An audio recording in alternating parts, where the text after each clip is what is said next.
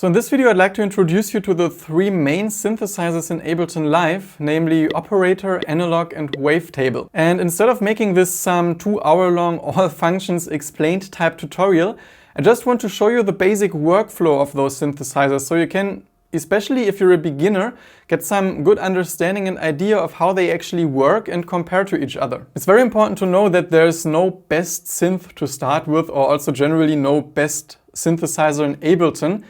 It's really up to you to find out which one works the best for you, and with this video I hope I can help you a bit figuring this out, because you can definitely produce really great sounds with all of them. You can check the timestamps if you're just interested in one specific synth, but I recommend going through the whole video because, as I mentioned, it's supposed to be for beginners, and I also want to explain just the basics of synthesis with the first synth, and then with the next synth I want to show you what you can do here in comparison to the first synth. So for the general understanding it really helps to just go through the whole thing at once. And before we start, let me quickly say hi. My name is Yannis, and on my channel you can find videos about music production and performance, and I regularly post videos also about making sounds in Ableton Live. So in case you'll enjoy this video, be already warmly invited to drop by at my channel, and you'll find there's some potential follow-up videos where you can just dive deeper into sound design. I'd like to start with Analog because in my opinion that's actually the most simple synth to start with, and also chronologically it makes sense because it has a similar workflow to, for example, some Juno synth or some Prophet 5 synthesizer, which were using some concept called subtractive synthesis, which means that you have something called an oscillator or two oscillators that you shape then with a filter and some envelopes. I just programmed some example sequence that sounds like this. I hope it's not going to be too annoying. At least I try to have a little bit of variation over time. And I'll just use it to show you the different settings, or the most important settings. As I mentioned, I'm not going to walk through everything. In order to understand analog, let's mute the second oscillator, because as I mentioned, those are actually the tone carriers, or the things that generated tone. And it's good to start with just one of them so you can see what actually happens to the sound and how the kind of routing works. Also, let's for now deselect the first filter, because I first want to explain to you the amplitude, because this is like the overall sound shaping tool that helps also to understand the envelope. So now we have this oscillator, and you can pick different tones here, further adjust it, also the volume, everything. And then it gets sent into this amplitude where you can just shape the way the tone sounds. So you can see the decay makes the tone shorter. The sustain means like how loud the tone stays after the decay is gone. So if this is at 0, you see the tone dies off. Or here actually it's like fully bright, and the release makes it longer. The attack adds a little swell in the beginning. And that's basically some ADSR envelope that you will see on almost any synthesizer. Then you can first shape the sound with something called a filter, because if you see, if I select this one, I can make the sound brighter and duller. Actually just duller, because here it's maximum bright. And again, this filter can also be shaped with some envelope. So you see that it also has attack, decay, those things. The sustain is not too important here because the tones are kind of short, and you can apply the intensity also here. So how much you want of it, because if it's at 0, the filter only adjusts the brightness, but there's no additional movement. So if you have it at some lower value, you see, you almost don't hear it because there's just so few frequency content. And then again, if we apply it a bit, there's also resonance, which basically creates at the point here where you cut off the frequencies some resonant peak, like if you would boost the EQ there, and then you get this resonant sound, which sometimes can create some super cool effects.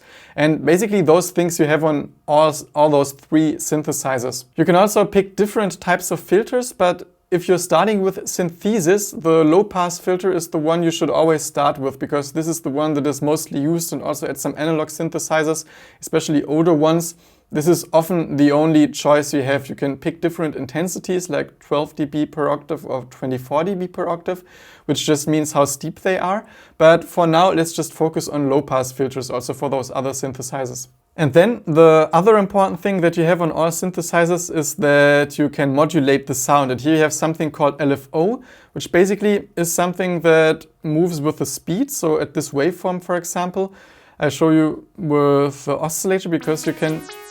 Oh, the resonance is a little high. If I apply the LFO to the pitch, you see that it starts wobbling, and if I change the sound here, the speed here, you see that it also changes the speed at which the pitch is modulated. You can also apply it to a filter, which means you get some type of movement like this. Sorry for the glitches, I don't know why in real time those are happening, maybe because I'm sending it into my screen recording. Doesn't matter, you can also apply it to the resonance. But what's important to know about those, you also have a second LFO that is mostly routed to the second oscillator. But what's important to know is that those are pre-routed. That means you can't say, I want the LFO to affect something else. They are all pre-routed, which is important to know because you'll see at those other synthesizers that you'll be a little more flexible. At the same time, this just helps to stay focused, because if you have too many options, it's also more likely that you get distracted, and by having pre-routed options, it's actually easier to start with and see what would already make sense. And everything I did now you can also apply to the second oscillator, and it just works exactly the same way.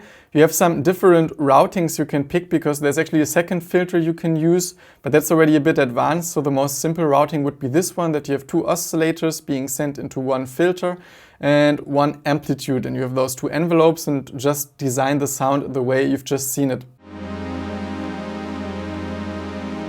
So, as I mentioned, analog is great for starting in my opinion because it just covers the most basic things and also sounds cool, because I figured out that in comparison to the other synthesizers, I really like the sound of analog because it's simple, but you can just do those very simple, nice analog type synth sounds with it. Nevertheless, I also find that it's visually the least pleasing of those synthesizers, so that's why I want to introduce to you now Operator, which gives you more features, is also a bit more complicated, but at least makes the whole experience also a little more visual. And actually it looks a bit scary at first. I also was kind of frightened to see it for the first time, but let's try to simplify it, because on the left side you just have oscillators and you have 4 of them, while with analog you had just 2 of them. Important to know is that here you have individual envelopes. So you have the filter envelope here that you actually have to apply because by default it's at 0. And those individual oscillators have also their individual envelopes, so there's not this kind of global amplitude envelope as with analog. And the most important thing about Operator is that it introduces some concept called FM synthesis, which means frequency modulation. It means that you don't just use oscillators for generating sound, but also for modulating and distorting the frequencies of some other oscillators. So let's just see how this works. So here on the bottom right corner you see those colored squares, and they mean the order of the oscillators. Right now they're in succession, so you see that A is on the bottom, which means the only oscillator we hear is A, because all those other oscillators are basically modulating each other. Which means that if we mute A, we don't hear anything, because A is the only sounding oscillator, and those are just there for modulating the sound, because you can see that if I increase the level of B, it's not a sounding B oscillator. B is now just basically modulating the A waveform, and if we play with settings here, we just modulate the sound of A, and it's really fun because here you can just play with different types of tunings, and also if you change the envelope you can perfectly shape the sound. And that's what I mean with visual. It's way more visual than analog, because here you can just drag those things around, see what happens. And also get those bell, a little crazy, distorted type sounds. and it's totally a totally different world than the kind of subtractive synthesis world. Although you can kind of do similar things here, because you still have like all the waveforms. You actually have even way more than with analog. And there's also one more thing you can do, which you see here under the oscillator menu, that you can draw harmonics. And this can be very abstract at first, so you can draw here and do basically whatever. You see that it affects the sound, and it's also cool and visual, but also a little abstract in the beginning. But another example of that, here you can just play around a lot and also always see what happens. And this is really great because it gives you basically everything that synthesis has to offer by having the subtractive synthesis and also the FM synthesis. Nevertheless, there are lots of options, so it can be a little more confusing also in the beginning. Again, it has some LFO, but this time it just has one LFO that you can apply to either the individual oscillators, as you can see here, or deselect, and here you can select some other destinations. So that's what I mean with analog. You had only the predefined destinations. You at least can choose one additional destination from the LFO.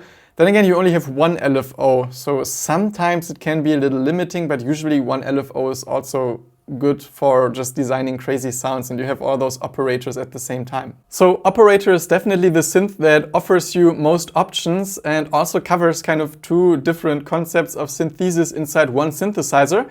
So you could think that this could be the perfect synth to learn with, and that's totally true. It's just giving you already way more options than analog. So if you're kind of afraid of getting a little lost with too many options, you may want to consider analog to start with. But again, it's really up to you. And now I just want to introduce you also to Wavetable, which is the synth I actually used the most in the beginning, because again, this one is way more visual than both synthesizers we've just seen. I mean, Operator was already better, but Wavetable is, when it comes to visual representation of what's happening, but definitely the best one. So let's just see how it looks like.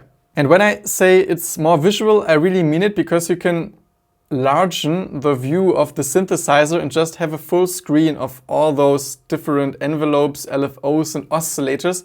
I mean, again, it looks really intimidating at first, but then if you compare this to actually this, which is always the system for those other synthesizers, just this kind of small menu on the bottom, this is already way more fun to work with, and you have everything at sight at once, and this is something I really enjoy and really helps. And what Wavetable basically means is that you have a lot of those waveforms to select from, because this is just the basic shape menu. But if you click on those menus, you have different sub-menus first of all, like for example vintage, and then you have lots of different types of waveforms, like what's dual saw, this one.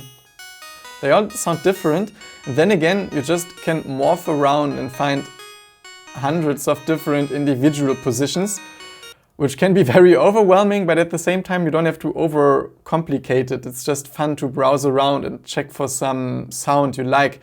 And also you can have user waveforms, which means you can actually drop samples and create your own waveforms out of it, which we're not going to do now, but yeah, it just shows how versatile for creating wavetables the synthesizer is. So for this example, why don't we pick something from the retro section? Oh, that's kind of cool. And now, before speaking about envelopes or filters, you have a lot of options to modulate the sound here, because you see a menu here, it has different sub-menus, but under modern, for example, you can warp, what basically distorts the waveform, and you can always see it. Both directions, or fold. And that's so great that you always immediately see what happens. I mean, it also looks a bit like, what the hell, if you see this for the first time, but at least you see something. It's not just some sound, ominous sound, and you don't know what's happening.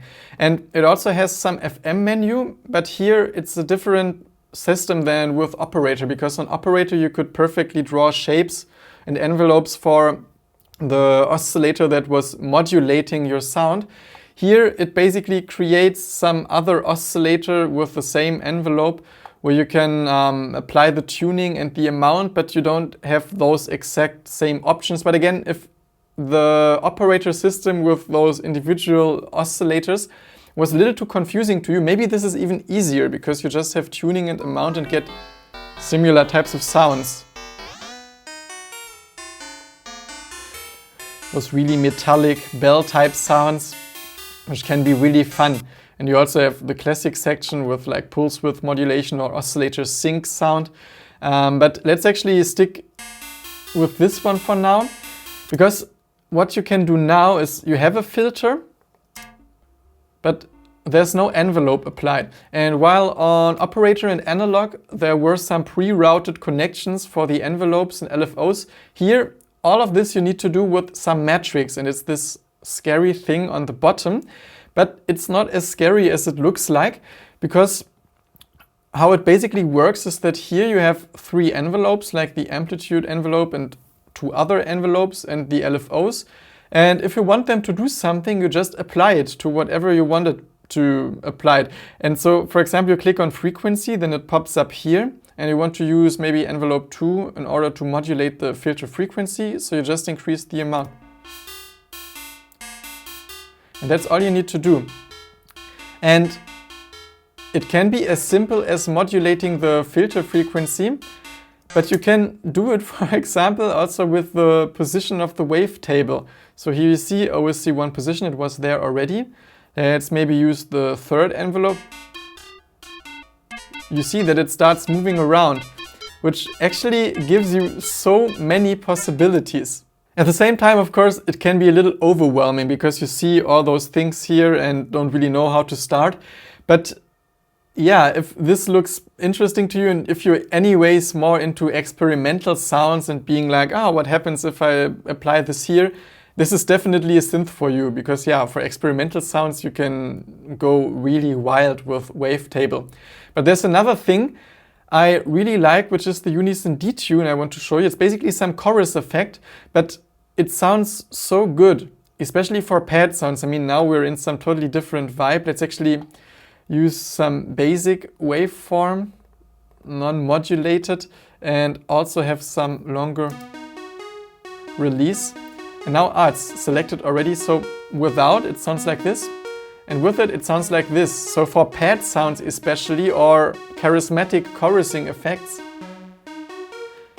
this one is great. And the Unison detune is also available on analog, I think, but I really don't like it so much. Here it just sounds full and gives you really a vibe. So that's also something I like to use it for. So if I know I want something with a lot of chorus, some synthy pad sound, then Wavetable is usually a very, very great choice. And one more thing that is really cool about Wavetable is that you're really free in drawing your envelopes, because the envelopes on the other synthesizers are a little more stiff, while here you can perfectly drag everything around and also adjust the slopes, which is actually the thing that is lacking a bit on those other ones, especially in analog. In operator, I think you can do it for a few positions, but here you can basically do it everywhere and get those very customized envelopes, which yeah, can sometimes help you, because sometimes you're annoyed that the sound doesn't, some attack swell, for example, is a little too steep and you can't get it to the right point, and then you want to play around with the slope. So again, also when it comes to visual representation, this is a super cool feature. So while operator gives you lots of choices with 4 oscillators and both subtractive and FM synthesis, Wavetable, I would say, is the most flexible synth, because you basically can apply everything on everything and get lots of crazy effects and have so many sounds with the different wavetables. So especially if you're into experimenting and creating very particular and special sounds, it can be a great synth, yet really overwhelming if you start and would like to have some guidance on how to apply things to sound, especially the envelopes, because here you have to do all by yourself. And over time you will realize that none of those synths is perfect, that there are always situations where you feel like, why doesn't have Wavetable this option that another one has? But I want to show you something that is very good to know, Ableton specific, that can help you, because for example, operator only had 1 LFO, but then under audio effects and modulators, you also have some LFO. And I mean, here you can apply this LFO to lots of different destinations, and I mean, it doesn't really matter if the LFO is inside your synth or here, and you can add as many as you want. So theoretically you can also use 25 LFOs. So it's not really a thing that you should be worried about, although it's always nice to be able to do everything inside the synth. Also, speaking of this oscillator limitation, that operator has actually 4, while Wavetable and Analog only have 2, although Wavetable also has the sub-oscillator, but it's not some individual third oscillator. You can also use instrument racks, which are cool, because if you open it, you just see right now there's nothing. But now, for example, you can add Wavetable, and you can also add another Wavetable, because here you can just stack up instruments. So you can get super crazy. You can also combine Wavetable with Analog. Again, I mean, it can get a little overwhelming, but it's also good to know that if you feel like the sound should get another layer, you can do it by using some instrument racks. So also, if you just want to add some oscillator, just add another instance of the same synth with just the additional oscillator. You don't send them all into the same filter, so that's not going to be super organic for playing, but you can also create then with instrument racks global effects, but that's totally something for another video, but I just want to show you that this is theoretically possible. And this is it for this video. I know that it was really short and possibly there are lots of open questions, but that's good because now you can actually go further into the synthesizer you're most curious about. But of course, if you have any questions, please just drop them in the comments. And I'm also very curious to hear if you already have some favorite synthesizer. Again, the most important thing is that you start and don't worry too much about which one you should start with, because you'll always get into it. And also over time, I recommend playing around with all of them. But for the beginning, just pick the one that feels the most intuitive to you and don't worry if this could have been the wrong choice. It's better to start than doing nothing, even if you later decide to favor another synthesizer. You also warmly invited to check this playlist, because here I have all my Ableton Live sound design tutorials covering sounds with all 3 synthesizers. And apart from that, I just wish you inspiration with whatever it is that you create and really hope to see you soon again at this channel. Bye!